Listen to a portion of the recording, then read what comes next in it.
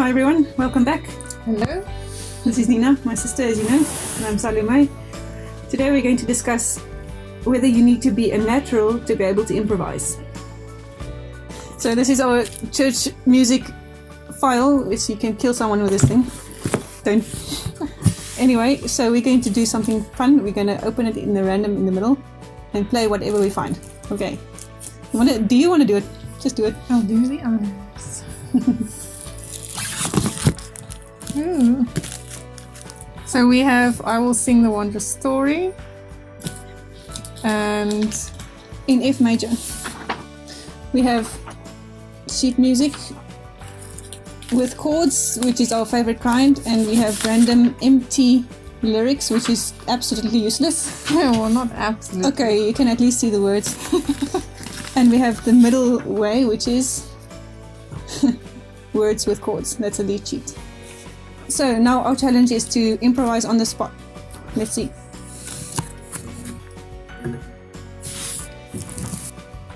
Oh wow. This isn't enough work. It's changed. So that was actually a joke. We know where to avoid each other. It's always this way around. Yeah, it can't work. It's humanly impossible the other way around. Okay, so we have F major.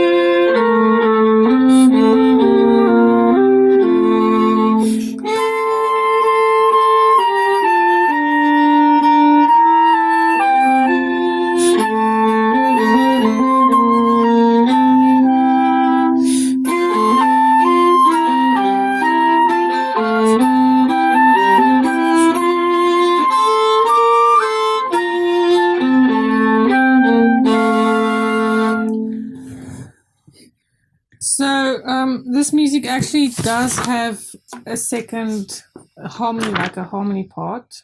It's piano music. Yeah, it's piano music. So we don't use the bass notes at all.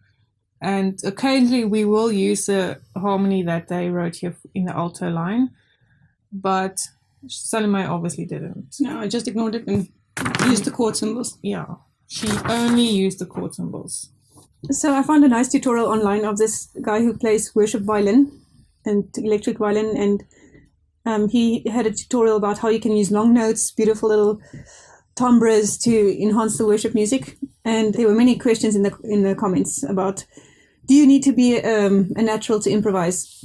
Is it all just a guessing game? Do you sometimes strike the right note and sometimes not? And he didn't really answer any of those questions, so I thought we could discuss that today.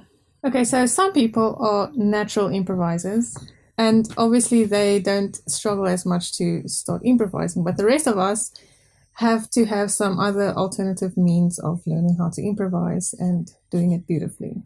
And you don't have to be a natural. Yeah. I'm a firm believer in that people can learn anything they want as long as they put the effort in.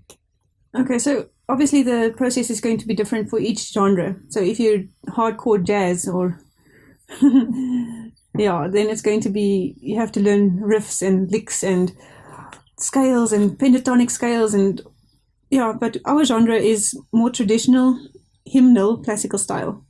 And what we do in our church is we have pianists and then we have the instrumentalists improvising a nice classical style accompaniment. Yeah, because you can't have 6 instruments playing only melody. That's why we want something else improvised that's not the melody. Yeah, and it can be very overwhelming in the beginning. You are asked to play in church or you volunteer your services, and then you get there and the pianist says, okay, do something creative, use the chord symbols, and you can be like, how do I do this? So we have found that there are 2 main lifelines that can really help you to get started.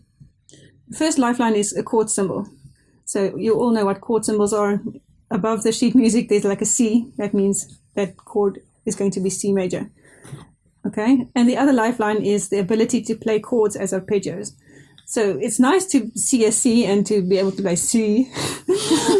But you also want to know that, okay, C means C, E, G. So there are two other options above that C which you can also use.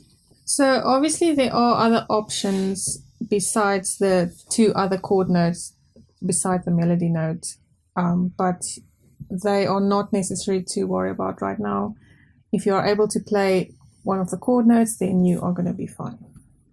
So when you're just starting out, it's those two important things, and let's just go into depth a little bit about each of those. Okay, so your first lifeline is the chord symbols. And where do you find them? You find them on lead sheets and on sheet music. And it can happen that you in a church situation where you don't have sheet music or a lead sheet. And in that case, your only other option is to read the guitarist's hands or the pianist's. You look what their bass is, and hopefully that's going to be an indication of what the chord is. Okay, and the second lifeline is the ability to convert those chord symbols into arpeggios. So if you see a C, then you know, okay, C, E, G. Those are the three options for notes. So if the singer is singing the Old Rugged Cross and the chord in that bar is G, and the melody note, for example, is a G, then you know, okay, I have two other options. G is taken already by the singers, so B and D are the other options. You can also play a G, but it's going to be boring. A little bit boring, yeah. So if you have a little rhythm going, then it's obviously not wrong to use the note used by the singers, especially if it's all going very quickly. Dum bum bum bum bum bum ba da dum. There's the note the singers are singing, but you're using it dum bum ba da dum bum ba over and over again. Yeah, and it's not a problem. No problem. Or you can play exactly the same rhythm as the melody. Amazing grace. Then you'll go ba ba ba ba ba ba ba, just in harmony notes. That's also a very easy option. And then it can be anything in between. So for one bar, you can have like a half note, a minim, and then a few semi-quavers. So yeah, mix and match as you like. And it will certainly get easier as you practice it more.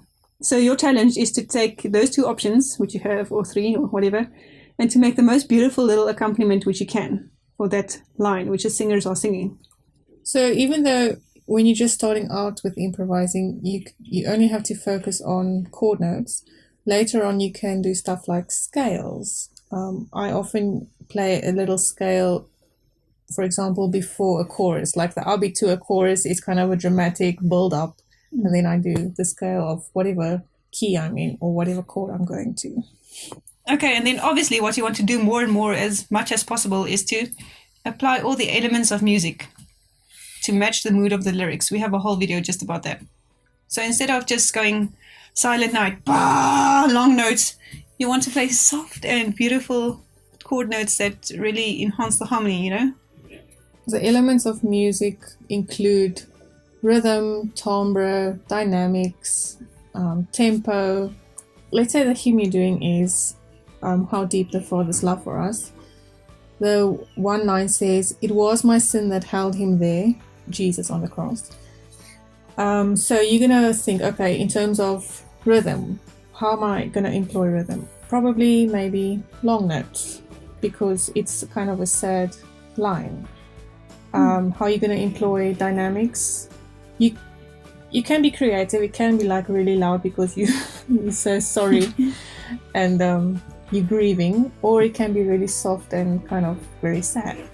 Okay, so you'll see that this music doesn't have any lyrics on it, which is a shame, because when she improvised now and when the way I played, it didn't have anything to do with what the lyrics was saying.